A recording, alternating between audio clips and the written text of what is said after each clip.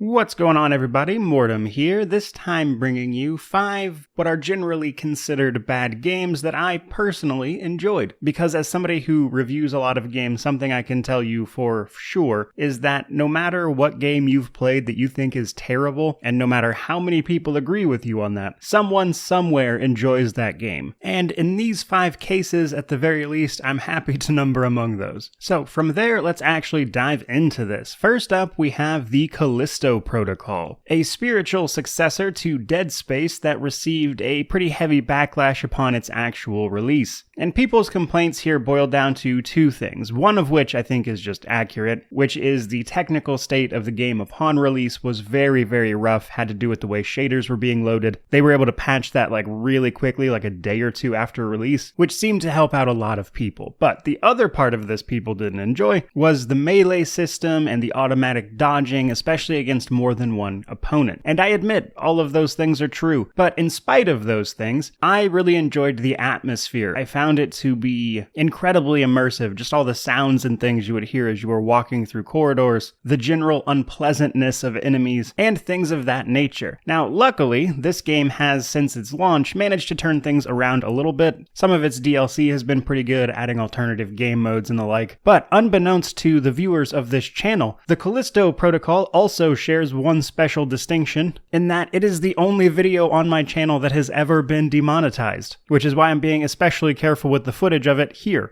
But I had a somewhat gory scene in the footage that YouTube didn't care for, and this was right after they changed the rules around when exactly in video games in a video violence can be shown, which is outside of the first 15 seconds for those who are curious. But nonetheless, it's a game I enjoyed and I think is worth people checking out. Next up though, we have a somewhat different case, the relatively recent sort of indie Souls-like that is Bleak Faith Forsaken. Now this game upon its release got a lot of flack for inadvertently using some of From Software's animations that were being sold on the, I believe it was Epic Game Store market for asset packs, that kind of thing. And ultimately Epic said, well, it's not our problem. And the devs have since changed them out. But that is the larger story that surrounded an otherwise sort of janky indie title. Now, the reason I enjoy Bleak Faith is because of all of the just janky mechanics, especially the very strange physics at times. For instance, if you go to just walk over an edge slightly, sometimes this will just send you rocketing off the side as if you tried to super long jump your way across. And the entire game reminds me of someone seeing a very high-end version of something, that is to say From Software style of game, and going, yeah, I could probably do that, and then finding out that's a little more difficult than you thought. But in spite of that, Bleak Faith is a game that has a lot of character, and while it is certainly rough around the edges, it's a game that oozes a certain amount of just bizarre charm, and while it's not a game I plan on fully reviewing, it is a game I enjoy. Though to the devs' credit, they have been fixing it up since launch, addressing a variety of bugs, etc. So I think there will come a point where Bleak Faith Forsaken will be looked upon with a certain amount of enjoyment, even if it never receives widespread acclaim. Now, third on the list, we have Biomutant,